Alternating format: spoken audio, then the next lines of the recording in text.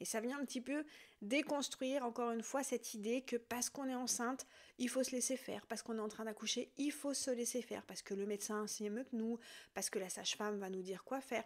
C'est un petit peu déjà le premier pas pour reprendre le pouvoir sur son accouchement, de se dire ok, j'ai quand même des droits, je suis en train d'accoucher, je suis quand même une femme qui a des droits et surtout ces droits doivent être respectés. Bonjour et bienvenue dans Kiffe ton accouchement, le podcast qui dégomme les clichés sur l'accouchement. Je suis Amandine, entrepreneuse et j'adore dégommer les clichés sur l'accouchement. Ici c'est sans tabou et sans prise de tête, alors installe-toi confortablement et c'est parti pour un nouvel épisode. Bienvenue dans ce nouvel épisode de Kiffe ton accouchement et cette semaine je vais vous partager les 3 red flags, les 3 signaux d'alerte qui devraient vous mettre la puce à l'oreille concernant votre maternité, surtout si vous voulez accoucher sans péridurale. C'est important de savoir déjà que chaque maternité a des protocoles différents, a des accompagnements différents, a une vision différente et voilà pourquoi c'est important d'aller vous renseigner pour justement pouvoir détecter les signaux, les red flags qui serait un petit peu, on va dire, incompatible avec un projet sans péridurale. Alors moi, pour mon premier accouchement, je ne savais pas que les maternités étaient toutes différentes. Pour moi, vu que j'avais vraiment cette vision hyper médicalisée de l'accouchement, en pensant que j'allais à la maternité, on allait m'accoucher, j'allais en ressortir avec mon bébé dans les bras, je ne me suis pas renseignée du tout sur ma maternité, j'ai pris la plus proche de chez moi. Je pense qu'on est très nombreuses à faire ça.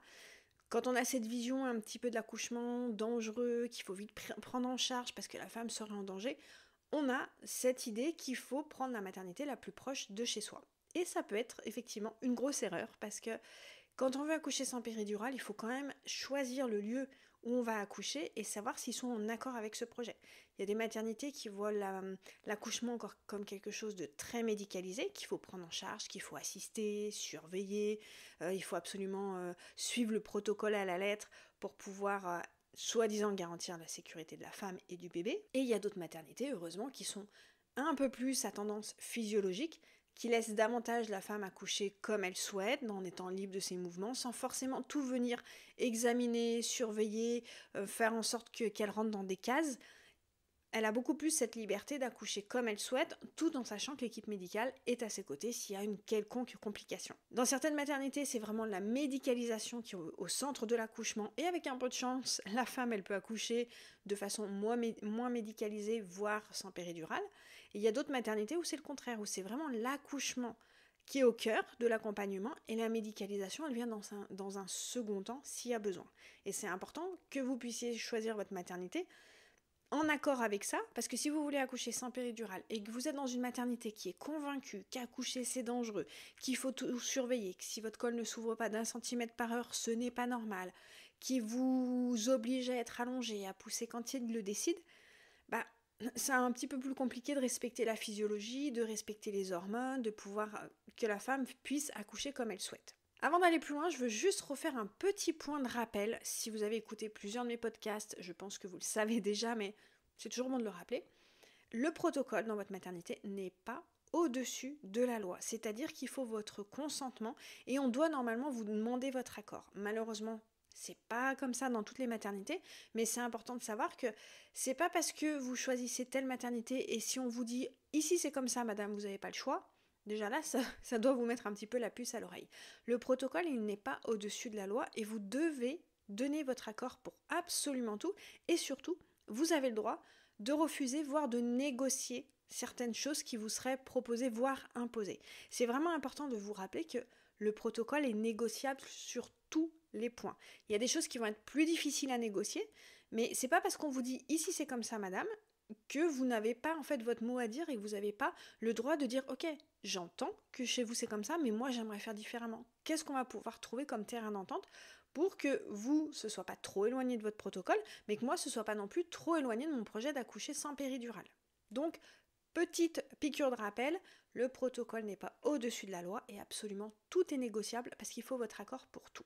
Et ça vient un petit peu déconstruire encore une fois cette idée que parce qu'on est enceinte, il faut se laisser faire, parce qu'on est en train d'accoucher, il faut se laisser faire, parce que le médecin sait mieux que nous, parce que la sage-femme va nous dire quoi faire.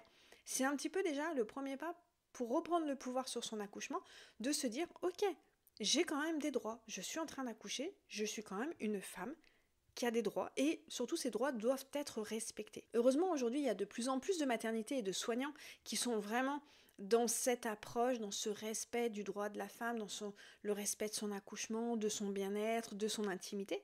Malheureusement, c'est pas le cas partout, parce que ça serait le cas partout, je ferais pas ce podcast, il y aurait pas autant de femmes qui m'enverraient des messages en me disant ouais je savais pas, j'étais pas informée, j'étais pas au courant. Bien choisir votre maternité, c'est vraiment déjà le point de départ pour être au bon endroit pour accoucher. Je sais que dans certaines régions, vous n'avez pas forcément le choix dans votre maternité. Là, j'en suis vraiment désolée, mais ça n'empêche pas que vous pouvez quand même vous renseigner. Mais vraiment, si vous avez le choix entre plusieurs maternités, ne choisissez pas la plus proche de chez vous comme seul critère en fait de choix.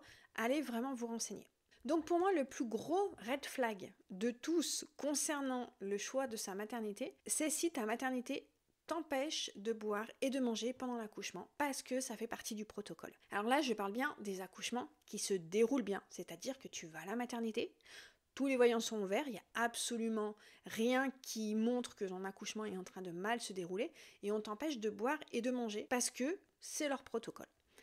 Pour moi, je pense que c'est le plus gros des red flags parce que les études montrent qu'il n'y a plus aucun intérêt à interdire une femme de boire pendant l'accouchement. Il y a des études qui montrent qu'il n'y a plus aucun intérêt aujourd'hui à ce qu'une femme soit privée de boire. Cette interdiction, elle remonte aux années 1960, quand les femmes qui devaient avoir une césarienne passaient forcément par la case anesthésie générale, parce qu'il n'y avait pas d'autre solution. Donc, ils partaient du principe de se dire, ok, il y a un risque qu'il y ait une anesthésie générale, on n'a pas d'autres moyens, on n'a pas d'autres techniques que d'imposer aux femmes d'être à jeun au cas où il y a cette probabilité qui se présente. Donc, on va dire à toutes les femmes d'être à jeun pour l'accouchement. Donc, à cette époque-là, ça se comprenait, ça s'entendait parce qu'ils n'avaient pas d'autre solution. Depuis, les pratiques ont évolué. Déjà, en cas de césarienne, le risque d'avoir une anesthésie générale est de moins de 5%. Très souvent, ils ont le temps de poser une péridurale ou une rachianesthésie. Et si vous faites partie des 5% qui devaient avoir une anesthésie générale pour une césarienne, il faut savoir que là aussi, les pratiques ont évolué. Il n'y a plus besoin forcément d'être à jeun quand on a une anesthésie générale. Il y a plusieurs anesthésiants qui existent.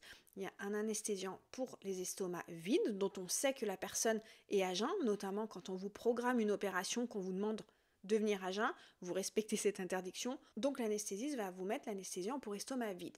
Et quand il y a un doute, quand les médecins ne savent pas si la personne est à jeun ou pas, dans ce cas-là, ils vont lui injecter un anesthésiant pour estomac plein, parce que là, voilà, ils ne savent pas si cette personne a mangé ou pas.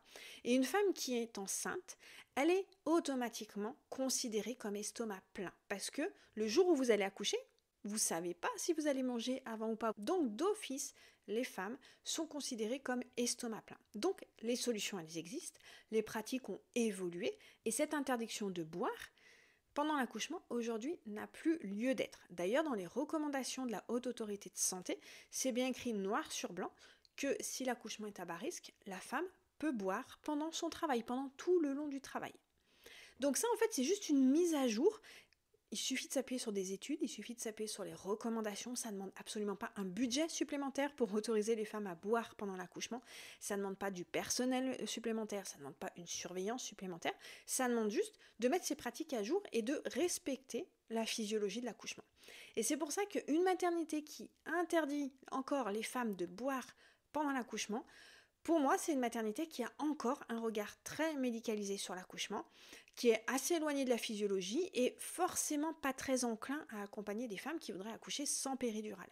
Et quand on se penche sur la physiologie, les hormones, le néocortex, on se rend compte que priver une femme de boire pendant l'accouchement, c'est absolument contre-productif, c'est-à-dire que la femme ne peut pas se détendre, elle ne peut pas lâcher prise, elle n'a pas l'énergie et l'hydratation nécessaires pour tenir sur la longueur, pour gérer ses contractions, pour pousser au moment de la poussée. Et c'est ce qui va amener justement, paradoxalement, à un risque de césarienne. Parce qu'on va dire à cette femme, oh, madame, vous êtes trop fatiguée pour pousser. Oh là là, madame, votre bébé, il est en train de se fatiguer. Ouais, mais cette femme, elle n'a pas bu pendant son accouchement, elle n'a pas mangé pendant son accouchement, elle a fait un marathon à jeun.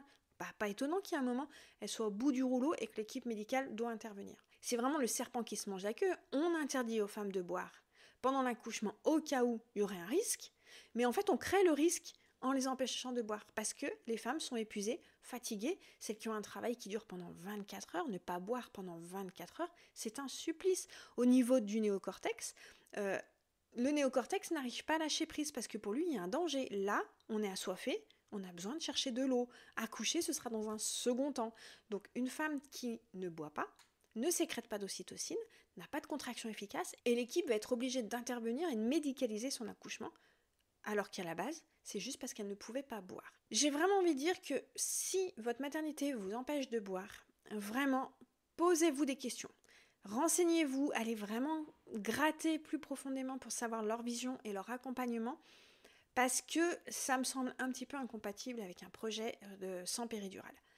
Petite précision, si votre maternité vous empêche de boire pendant l'accouchement, que votre accouchement est à bas risque, prenez le droit en fait. Vous prenez une bouteille d'eau, vous prenez de quoi, des petits snacks, des petits jus sucrés pour tenir sur la longueur, et vous buvez. N'allez pas accoucher sans boire, juste parce que ça fait partie du protocole. Il y a des études, il y a les recommandations de la Haute Autorité de Santé, donc là c'est pas quelque chose que je vous sors de mon chapeau en disant allez on s'en fout des protocoles, buvez tant que vous voulez. Non, là il y a vraiment des études qui montrent que ça ne sert à rien d'empêcher les femmes de boire pendant l'accouchement. Donc ça c'est vraiment pour moi je pense le plus gros point noir qui pourrait vous faire poser des questions et vous dire ok je vais peut-être gratter un peu plus, savoir jusqu'à quel point ils sont vraiment dans cette médicalisation de l'accouchement et jusqu'à quel point ça pourrait nuire finalement à mon projet. Le deuxième red flag, ce serait qu'ils vous disent que les touchés vaginaux sont obligatoires. Comme je vous le disais en introduction, un protocole n'est pas au-dessus de la loi. Et il faut votre consentement pour absolument tout. Votre consentement, c'est juste le fait de dire « je suis OK avec ça » ou « je ne suis pas OK ». Je vous rappelle, c'est pas parce que vous êtes enceinte, c'est pas parce que vous êtes en train d'accoucher que ce consentement n'existe plus. Il s'applique encore plus. Vous êtes en train d'accoucher. C'est pas parce que vous êtes enceinte, c'est pas parce que vous êtes en train d'accoucher que n'importe qui peut venir mettre un doigt dans votre vagin sans vous demander votre accord. Votre vagin ne tombe pas dans le domaine public sous prétexte que vous êtes enceinte ou que vous êtes en train d'accoucher. C'est encore plus un moment où on doit vous demander votre accord. Est-ce que vous êtes OK pour qu'on vous fasse un toucher vaginal? Oui ou non? Donc si votre maternité vous dit les touchés vaginaux sont obligatoires tout le long de votre accouchement pour regarder où en est le travail, là aussi ça doit vous mettre la puce à l'oreille en vous disant s'ils ne respectent pas mon consentement, s'ils sont OK pour mettre un doigt dans le vagin sans même me demander mon avis, qu'est-ce que ça peut être par la suite? Ça fait partie aussi des choses qui changent. Heureusement, j'ai de plus en plus de femmes qui me disent que pendant toute leur grossesse, elles n'ont pas eu de touchés vaginaux, que pendant l'accouchement, on leur a demandé leur accord, mais pas partout, hélas. Donc si dans votre maternité, on vous empêche de boire pendant l'accouchement et on ne vous demande pas votre consentement, vous arrivez avec votre projet sans péridurale en disant moi je voudrais accoucher autrement, je voudrais pas être trop médicalisée, je voudrais pas être trop surveillée, là ça risque un petit peu de coincer avec leur protocole. Et le troisième red flag, c'est s'ils ont le déclenchement facile. Il y a malheureusement beaucoup de maternités qui, pour des questions de manque de personnel, d'organisation des services, programment les accouchements. Et ils ont un peu tendance à trouver des prétextes pas très valables pour vous déclencher, comme un gros bébé, un dépassement de terme de 1 ou 2 jours. Et donc, si vous sentez que je sais pas, par exemple, déjà deuxième échographie, ils vous font une estimation de poids et qu'ils commencent à vous dire c'est un gros bébé, il va falloir déclencher 15 jours avant, ce genre de discours, là aussi il faut que quelque part vous disiez oula, est-ce qu'ils vont pas me pousser à me faire déclencher 15 jours avant parce que pour eux c'est plus pratique, parce que ça organise les services et qu'il n'y a pas de vraie raison médicale valable derrière. Il y a aussi dans de nombreuses maternités l'étude Arrive qui circule pas mal, c'est une étude qui essaye de montrer que de déclencher 2 semaines avant, ça réduirait le risque de césarienne. C'est donc une étude qui nous vient des États-Unis et ils veulent mettre en pratique ça en France pour voir si déclencher 15 jours avant, ça réduit le risque de césarienne. Mais quand on sait ce que c'est qu'un déclenchement, que c'est forcer un bébé à sortir, forcer un col à s'ouvrir, qu'il faut forcément médicaliser, il faut forcément que la femme ait de l'ocytocine de synthèse pour lancer son accouchement, que potentiellement cette femme, elle va pas pouvoir gérer ses contractions, elle va peut-être avoir une péridurale, peut-être être obligée de ne pas boire, de ne pas bouger, elle va rien ressentir quand elle pousse, et on va me faire croire que ça amène pas à des complications et potentiellement à une césarienne. De nombreuses maternités déclenchent les accouchements sans raison médicale valable 15 jours avant. Et là aussi, gros red flag. Parce que, comme je vous disais, un déclenchement, c'est déjà mettre le premier pas dans la médicalisation. Votre bébé va bien? Vous allez bien? Rien ne justifie d'écourter cette grossesse, mais eux, ils ont décidé que ça fait partie du protocole. Donc c'est vraiment des signaux qui, pour moi, sont les plus révélateurs d'une maternité qui a tendance à médicaliser, surveiller, infantiliser les femmes pendant l'accouchement. Et donc, quand on est fatigué, épuisé, infantilisé, qu'on n'a pas notre mot à dire, qu'on ne peut pas boire, qu'on est obligé de pousser quand on nous dit, ça va à l'encontre de la physiologie, ça complique un projet sans péridurale. Donc bien choisir votre maternité, c'est le point de départ pour mettre toutes les chances de votre côté pour aller le plus loin dans votre projet sans péridurale, éviter cette médicalisation et vivre au mieux votre accouchement. Les 3 red flags de votre maternité, le premier, c'est de vous interdire de boire et de manger pour votre accouchement. Dans l'épisode 24 de ce podcast, je vous explique beaucoup plus en détail pourquoi cette interdiction est complètement inutile et délétère, mais là vous l'avez compris un petit peu dans cet épisode, ça va à l'encontre de la physiologie, ça vous empêche de sécréter de l'ocytocine, de vous détendre, de vous mettre dans votre bulle et vous prenez le risque de tomber dans la fameuse cascade d'intervention. Le deuxième red flag, c'est le non-respect de votre consentement, notamment tout ce qui tourne autour des touchés vaginaux. Tout ce qui tourne autour du fait d'introduire quelque chose dans votre vagin sans vous demander votre consentement. Que ce soit pour un toucher vaginal, la rupture des membranes pour déclencher votre accouchement, que ce soit une échographie avec une sonde vaginale, il faut votre accord. C'est pas parce que vous êtes enceinte, c'est pas parce que vous êtes en train d'accoucher que n'importe qui peut introduire n'importe quoi dans votre vagin en estimant que c'est normal, que parce que ici, madame, c'est le protocole. Non, red flag. Et le dernier, c'est vraiment si vous voyez que votre maternité a tendance à déclencher un petit peu facilement les accouchements, dites-vous que ça va peut-être être un petit peu difficile pour vous de passer au travers des mailles du filet du déclenchement et que vous allez devoir peut-être batailler pour ne pas être déclenché en fin de grossesse alors qu'il n'y a aucune raison médicale valable. J'espère que cet épisode vous permet d'y voir un petit peu plus clair et surtout va vous permettre d'aller poser des questions à votre maternité pour savoir quel est leur protocole. Je vous rappelle que dans la description de cet épisode, je vous mets un lien pour télécharger votre mémo gratuit avec les 25 questions à poser à votre maternité pour essayer de savoir un petit peu comment est-ce qu'ils vont vous accompagner. Pour celles qui souhaitent avoir un max d'informations pour faciliter leur accouchement, vous avez tous mes programmes vidéo en ligne. Et pour celles qui voudraient accoucher sans péridurale, vous pouvez aussi rejoindre la team, mon accompagnement de groupe, où vous êtes entouré de 9 futures mamans qui ont le même terme et le même projet que vous. Comme d'habitude, je reste disponible sur Instagram si vous avez la moindre question et je vous dis à la semaine prochaine pour un prochain épisode de Kiffe ton accouchement.